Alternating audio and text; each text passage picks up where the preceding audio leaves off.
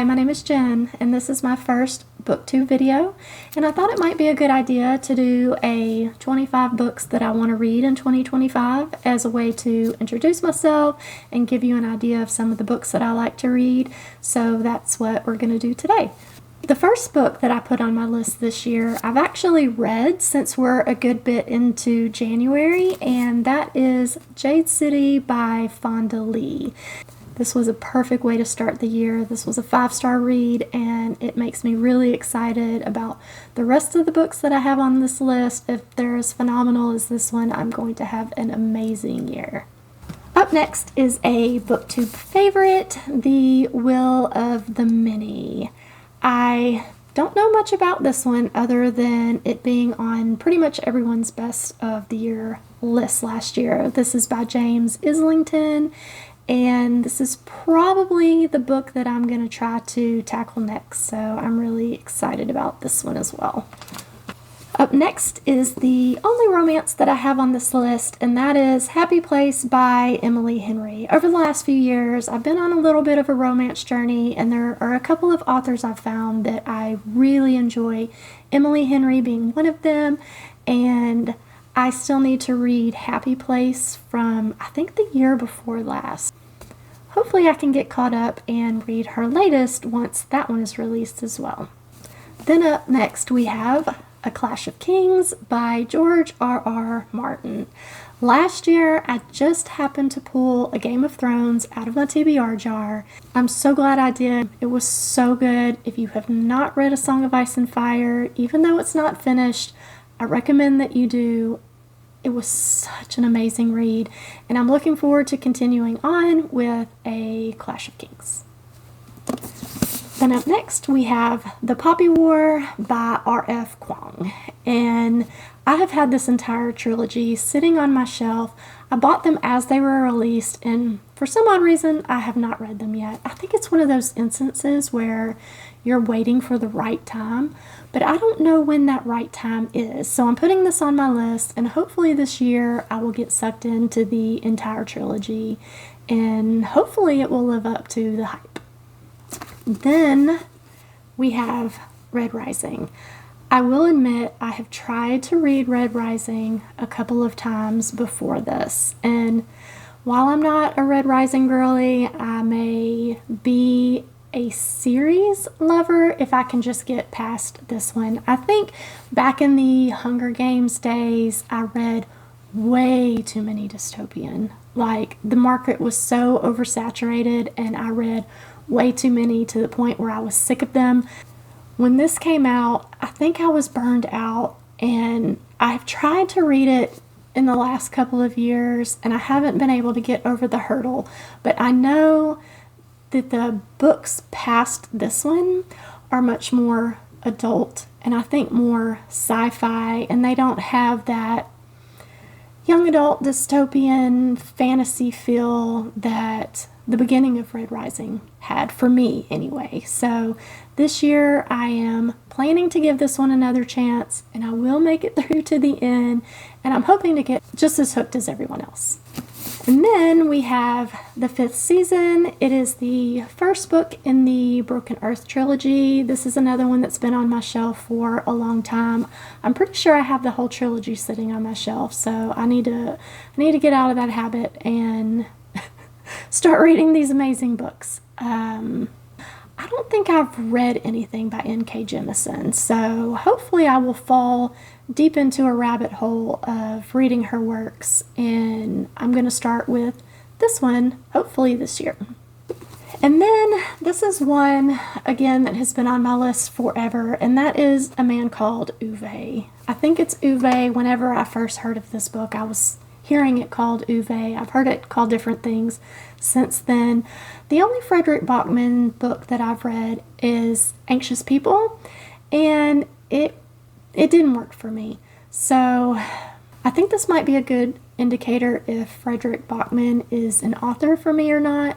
There are a few books that have caught my interest, so I think I'm going to give this one a try before I try anything else, since I think this is the one that's probably going to hit well with me. This year I'm also hoping to catch up on William Kent Kruger's standalone novels. I want to read at least one of these, This Tender Land or The River We Remember.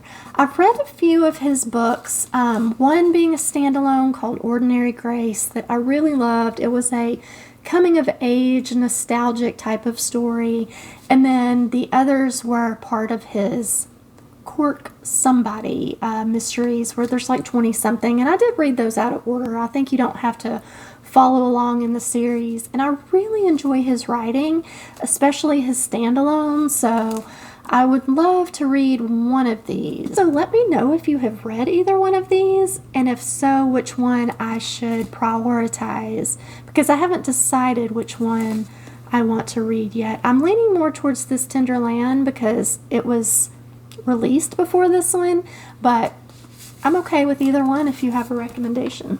And then up next is Parable of the Sower by Octavia E. Butler. I think this is my first Octavia E. Butler to read, and that is something that I absolutely need to rectify. And this is another rabbit hole that I would really like to fall into and read everything that she wrote. Up next we have The City of Brass by S.A. Chakraborty. I had been a little on the fence about this series until I read The Adventures of Amina al-Sarafi, which I absolutely adored, like 10 stars out of 5, one of my favorites. So I picked up her Daevabad trilogy, and hopefully this one will resonate with me half as much as Amina al-Sarafi did.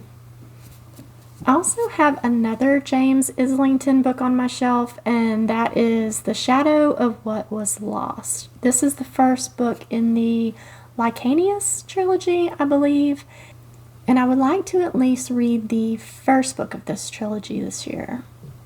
This video is making me realize how many unread trilogies I have on my shelf. And then we have a recent purchase, which is The Memory Police by Yoko Ogawa.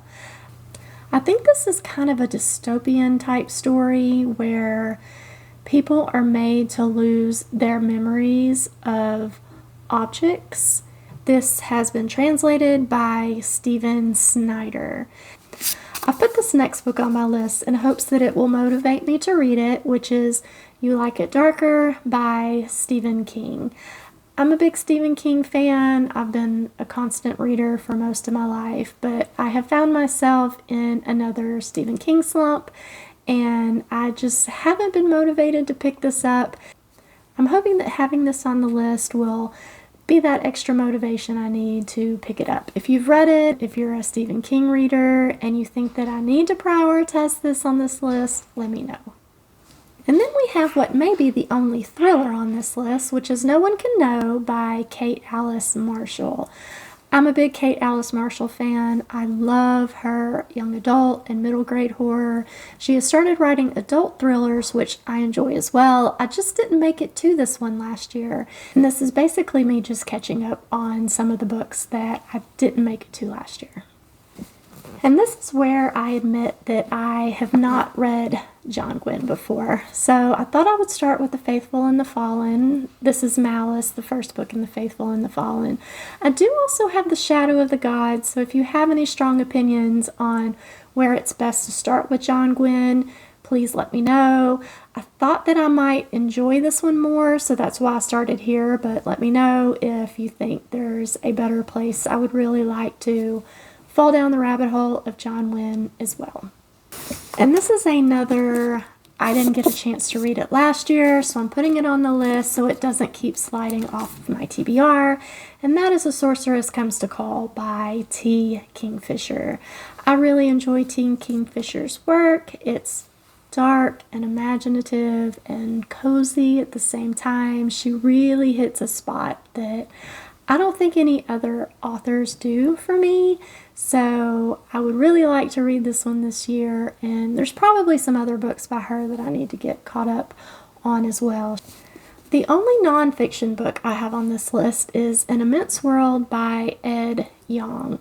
This book is about animals' senses and the way they interact with their environment and each other. I just find that a very fascinating topic, and I would also like to read books that are in sort of the same vein. I haven't been reading a lot of nonfiction lately, and I miss it. So let me know if you have any recommendations that are nature related. And then this book may not be the right fit for me, and that is When the Moon Hatched. I got sucked into this cover, and then I started seeing it on so many TBRs, and when I found it for half off at Barnes & Noble, I just gave in. And then I saw it on so many worst of the year lists this past year. And so it made me really nervous that I'm not going to like it. So I put it on this list because I don't want to let that sway me. I know that other people have really loved it. If you've loved it, please let me know. I want to go in with an open mind. But I am admittedly nervous about this one. I do know that there's dragons, so that's a plus. And I will hopefully be in the camp of people who wind up loving this one because it's such a beautiful book. And I hope that the story is beautiful as well. And speaking of dragons, the next book on my list is The Rage of Dragons by Evan Winter. This is the first book in the Burning trilogy, and I would really like to get started reading these. I don't know much about this series actually, other than it has dragons, and the fact that it's very highly rated. I've seen a lot of people read and really enjoy this series, so I'm hoping to start this one myself as well. And next up we have another horror novel. I don't know why I saved my horror books towards the end, but Rachel Harrison is another one that is in that sweet spot of being dark but also being cozy. She fits in a pocket that no other author does for me. Her books are a little bit hit and miss, but even when it's a miss, I appreciate what she's trying to do. So I'm really looking forward to seeing her take on vampires with So Thirsty. And then still staying in the horror realm, I Was a Teenage Slasher by Stephen Graham Jones. He's another author that's a bit hit and miss for me, but when he's a miss as well, I still really appreciate his style. I appreciate his messages. I do love a lot of his books. He has a tendency to be heartbreaking in just the right way that gets me emotional, but still be very horror and give me something unique that I don't find with other authors. And then I have a horror young adult, Where Sleeping Girls Lie by Farida Abiki Iyamidi. And this one is set at a boarding school, and I believe that somebody dies and our main character here is trying to figure out what is really going on at this boarding school. Next up is a science fiction novel, Alien Clay by Adrian Tchaikovsky.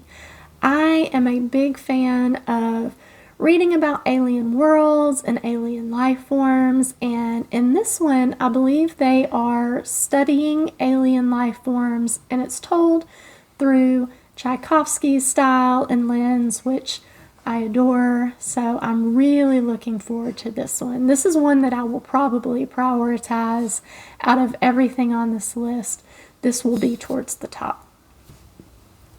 I guess I probably should have stated in the beginning that this list was in no particular order. Nothing like waiting to the very end. And then I have Those Beyond the Wall by Micaiah Johnson. This is the sequel to The Space Between Worlds. I consider this book to be criminally underread. If you enjoy multi-dimensional science fiction, I highly recommend that you read this one.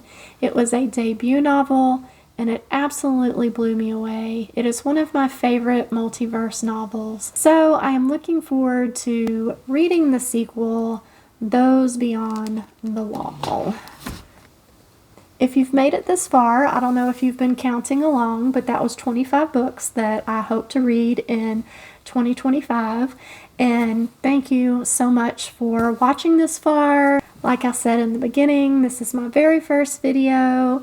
If you're interested in following along while I read these or any other speculative fiction or thriller type reads, please like, subscribe, comment, let me know you were here, let me know that you plan to follow along. I would really love to hear from you, and thank you for watching.